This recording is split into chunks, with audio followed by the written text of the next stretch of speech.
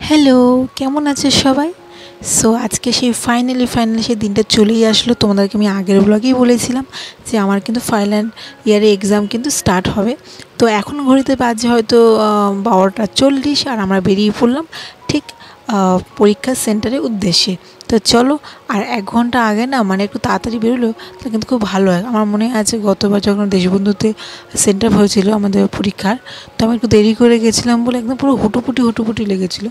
তো সেটা যাতে না হয় তার জন্যে কিন্তু আমরা বেরিয়ে পড়লাম। আর এই তো বলতে কিন্তু কলেজের গলিতেও চলে আসলাম। তোমাদেরকে আগেই দেখিয়েছিলাম যে সেন্টার আমরা দেখতে এসেছি। তো মরুদা গার্লস কলেজ হচ্ছে আমাদের পরীক্ষার সেন্টার। তো বেশি দেখলাম বাকিরা সবাই দাঁড়িয়ে আছে, শ্রেয়া আন্টি, শ্রেয়া, দেবযানী আন্টি সবাই চলে এসছে। তো এখন আর কি একটু ওয়েট করছি, দেখি কোথায় সিট নাম্বার ফেলেছে তারপর আমরা এখন ঢুকবো। তো কিছুক্ষণ ওয়েট করার পর দেখলাম বাইরে কোনো রুম নাম্বার দেওয়া হয়নি। তো ভেতরে যিনি কাকু ছিলেন আমাদেরকে বললেন যে এখান থেকে রুম নাম্বারটা দেখে নাও। তো আমাদের রুম নাম্বার 14 এই রুমে পড়েছে। তো আমরা সেদিকেই যাচ্ছি। তো তোমাদেরকে একটা কথা বলবো যে পরীক্ষার 1 ঘন্টা আগে কোনো পড়া, নতুন করে কোনো পড়া একদমই চেষ্টা করবে না। যেগুলো পুরনো পড়া পড়েছে সেগুলোকে রিভাইজ করবে এবং সঙ্গে করে transparent board, transparent pencil bag এবং অ্যাডমিট কার্ডটা অবশ্যই কিন্তু সঙ্গে করে নিয়ে যাবে। এটা কিন্তু আমাদের হাইপার টেনশনে কিন্তু আমরা সব ভুলে যাই। আর একদম কুল অ্যান্ড কাম থাকবে পরীক্ষার আগে। তো যাই হোক, এই হচ্ছে কি আমাদের রুম। আমরা সিট নাম্বার অনুযায়ী বসেও পড়লাম। তোমরা প্রে করো যেন আমাদের পরীক্ষাটা যেন ভালো হয়। তো যাই হোক, আজকের মতন কিন্তু আমাদের পরীক্ষাটা হয়ে গেছে। মোটামুটি কোশ্চেন ভালোই এসেছিলো। তো যাই হোক, আবার কালকে যেহেতু এক্সাম আছে তো কালকের জন্য তো প্রিপারেশন করতেই হবে। আর বললাম যে এই কথাটা একদম কিন্তু হাইপার টেনশন করবে না, একদম শান্ত এবং কাম থাকবে।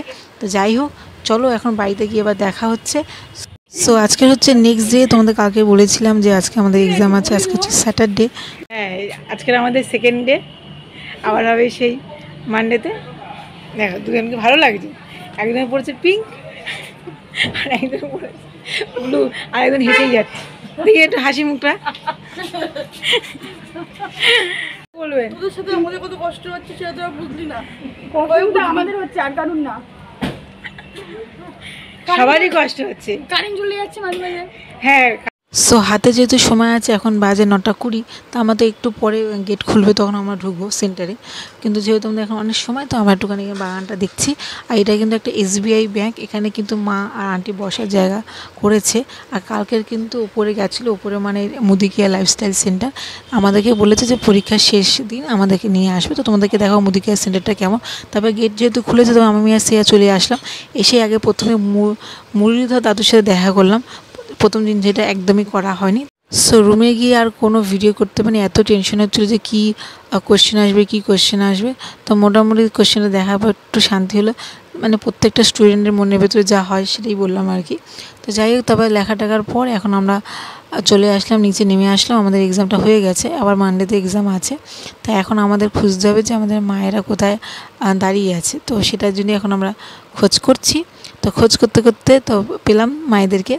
তো এক আন্টির সাথে দেখা হলো। তো মায়েদের সাথে এতক্ষণ উনি বসেছিলেন। তো এই আন্টির মেয়ে একজন অ্যাক্ট্রেস। তো ও পরে দেশবন্ধু করে।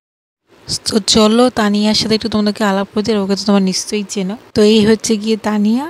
সো তো অ্যাক্ট্রেস একজন। তো ওর সাথেও আলাপ করে খুব ভালো লাগলো। পরে দেশবন্ধু কলেজে বললাম। আর আন্টির সাথে দেখা হয়ে খুব ভালো লাগলো। তো আন্টির নাম্বারটা নেওয়া হয়েছে, পরে আবার ফোনে যোগাযোগ করা যাবে। আর ওরও তো এক্সাম এখানে আছে, পরে হয়তো দেখ। সো তোমাদের কেমন এক্সাম হচ্ছে কমেন্টে জানিও। আর আজকে ভিডিওটা ভালো লাগলো কমেন্টে বলো। সো নেক্সট পার্টে আবার দেখা হচ্ছে। So bye bye.